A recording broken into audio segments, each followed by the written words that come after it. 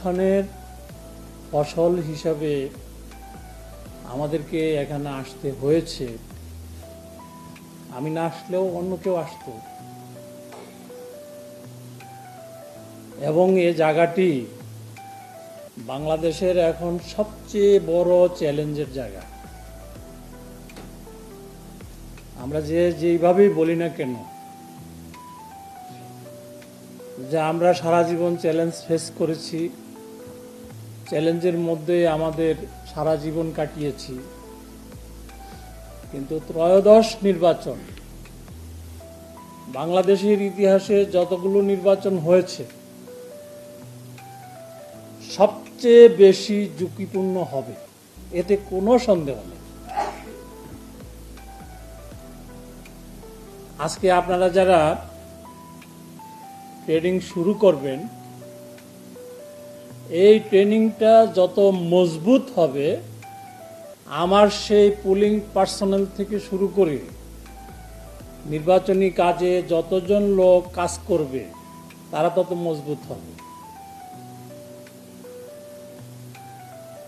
আমার পূর্ববর্তী বক্তা বিজ্ঞ কমিশনার মহোদয় বলেছেন, অন্যান্য নির্বাচনের চেয়ে বা তুলনামূলকভাবে এই নির্বাচনে কিছু নতুন বিষয় সংযোজন হতে যাচ্ছে।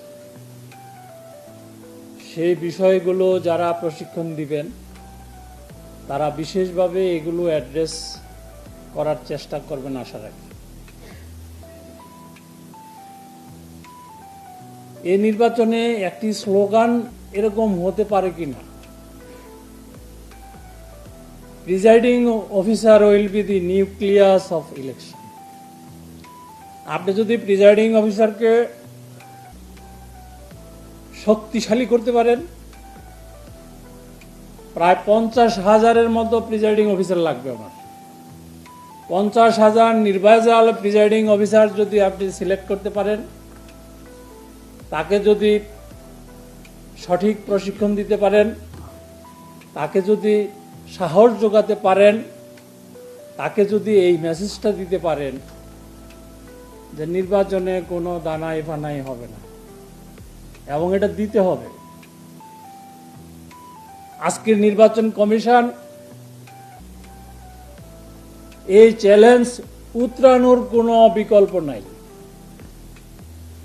এই নির্বাচন কমিশনকে এবং নির্বাচনের সাথে আপনারা যারা জড়িত আছেন, ভালো নির্বাচন না করে